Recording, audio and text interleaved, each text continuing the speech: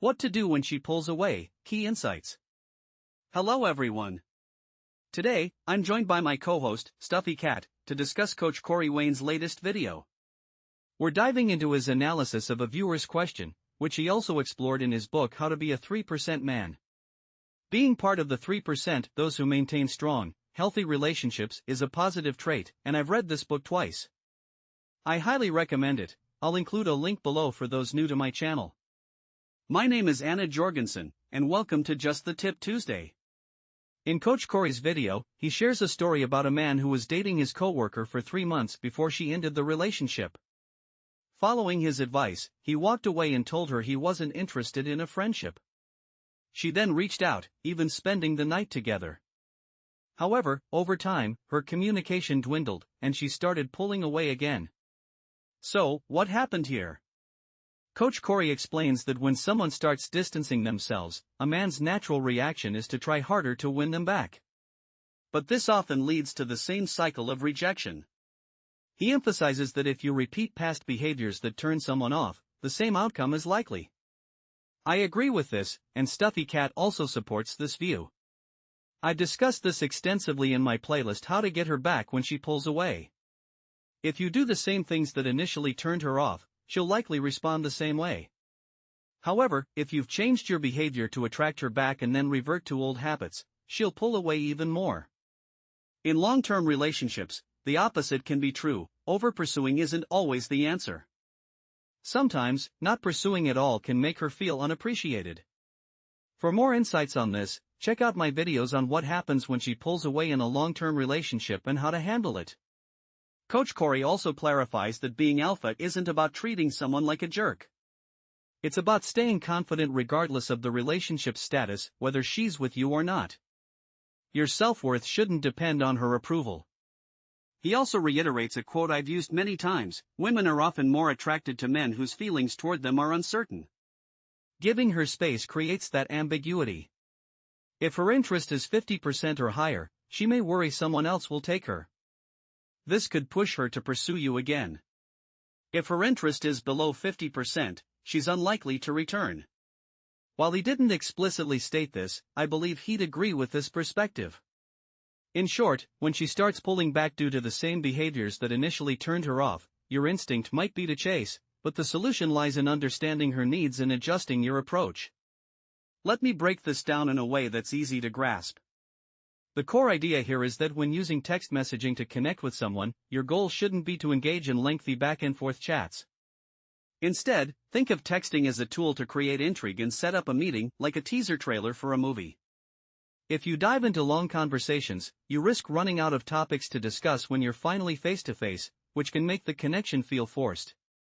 The purpose of texting should be to keep things light and brief, then transition into a real-world interaction. Once the meeting is arranged, step back and let the conversation happen in person.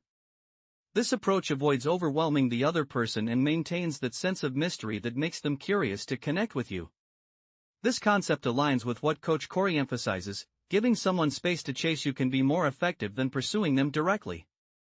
For example, imagine a scenario where one person becomes too eager, and the other pulls away. If the first person continues to act desperate, the second might distance themselves again. The key here is to stay confident and avoid chasing, because if you're constantly following up, it can feel smothering. Instead, let the other person take the initiative. This dynamic is similar to how cats behave. They need their own space and time to decide if they want to engage with you. If you're always the one initiating, you're not creating the same level of interest. Now, let's talk about the practical side of this. Coach Corey's book, How to Be a 3% Man, offers strategies for building confidence and creating attraction, but reading the material isn't enough on its own. Just like you can't learn to ride a bike by reading about it, you have to actually get on the bike and practice. If you've read the book multiple times but still struggle, you might need additional guidance. This is where structured coaching or actionable steps come in handy. For instance, Coach Corey suggests that if a woman is genuinely interested, she'll reach out sooner rather than later. The quicker she responds, the higher her level of interest likely is.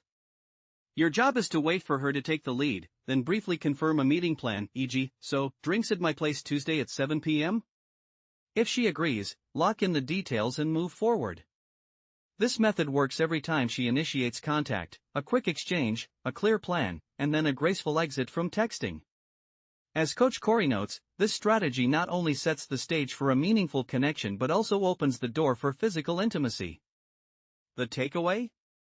Stay patient, maintain your confidence, and let the other person take the first step. It's far more effective than chasing them. So, you're wondering if you've got a shot with this girl, even if you've already been intimate with her. The key is to create an environment where a relationship can flourish. If she's attracted to you, she wants you to take the lead and seduce her.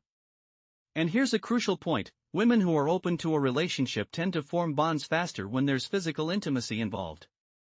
Coach Corey Wayne suggests that you should focus on dating other women to avoid becoming too fixated on just one person. I completely agree with this approach. Never invest more emotionally in her than she has in you. One way to achieve this balance is by keeping your options open and dating other women unless, of course, you're in a committed relationship. Even then, it's essential to give her the impression that you have options.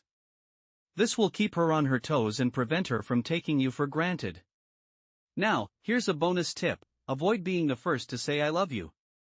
Even if she might feel the same way, giving in to your emotions too quickly can make her feel like she didn't have a choice in the matter. Remember, you should always make sure it's her choice to be with you, which means you lead the relationship while she sets the pace. If you found yourself in a situation where you're too needy or clingy, I've got a solution for you. My Wake Up to Love program provides a step-by-step plan to help you overcome neediness and attract the kind of woman you really want.